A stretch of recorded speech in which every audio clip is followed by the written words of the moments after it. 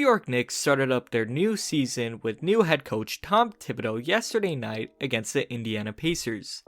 And whether RJ Barrett plays good or bad in this game, it still won't change my opinion that RJ will have a breakout season this year. So let's break down the 3 reasons as to why RJ Barrett will have a monster season for the New York Knicks. Now obviously, RJ Barrett and the Knicks have had an amazing preseason. Everybody knows this by now, but there was a couple of key statistics from these preseason games that showed RJ Barrett made a massive jump from his rookie season, and one of these areas came from his ability to finish at the rim. RJ coming out of college was known to be a slasher first, and if defenders left him open to shoot, he can make the occasional 3. Which was why this was a little disappointing to see RJ struggle mightily in his rookie season at finishing around the rim. But RJ didn't have any issues at getting towards the rim. In fact, he was in the 92nd percentile among wings in being able to attempt shots around the rim. But the problem comes in how RJ Barrett was only in the 22nd percentile at actually finishing around the rim.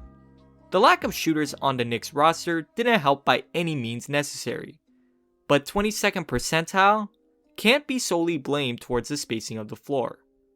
Fast forward to the preseason, it seems that both the Knicks and Barrett have paid attention to this.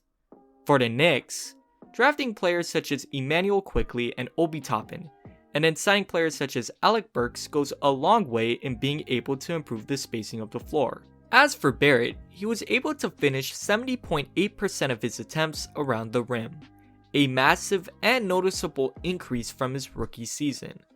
And probably one of the most important changes that Thibodeau has made with RJ to help improve his ability to slash towards the rim is to play the game at a much faster pace. It seems to be a very simple change, but just giving RJ the ability to roam and manage the game at a much faster pace than before will not only bring success for his teammates, but also in his personal development. Now, as good as RJ has improved his ability to finish around the rim, this wasn't the only area that he needed to improve upon. As we mentioned a little bit earlier before in the video, RJ really needs to improve his shooting ability in order to become a star player in this league.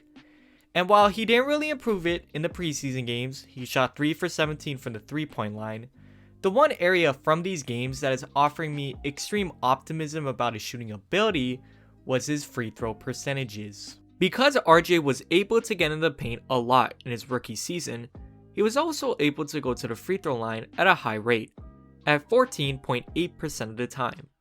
But again, the problem here is that while RJ was able to get to the free throw line a lot of the time, he wasn't able to convert at a high percentage, at only 61%.